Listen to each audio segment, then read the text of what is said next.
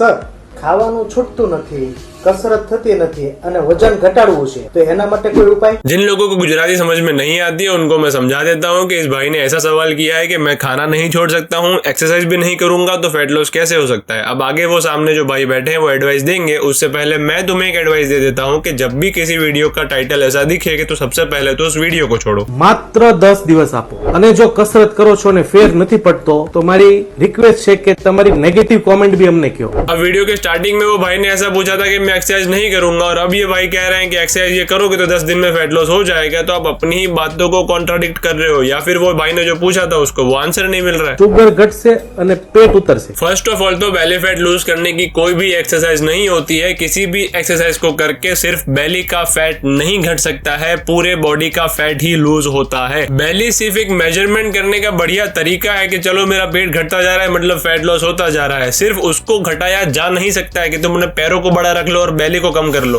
વિડીયોમાં તમે જેમ જોવો છો કે સરફેસ પર ઊભા રહેવાનું છે, બંને હાથ ઉપર કરવાના છે, હાથને આ રીતે નીચે અને તમારા શરીરને પાની ઉપર કરવાનું છે અને શ્વાસ છોડવાનો અને લેવાનો છે। One of the best exercise fat loss करने की अब मैं तुम्हें बताता हूँ। से मोटापा भाग जाएगा, योग से मोटापा भाग जाएगा। यहाँ का भी भागेगा, वहाँ का भी भागेगा, यहाँ का भी भागेगा, वहाँ का भी भागेगा। इसको भी करना पड़ेगा, इसको भी करना पड़ेगा, इसको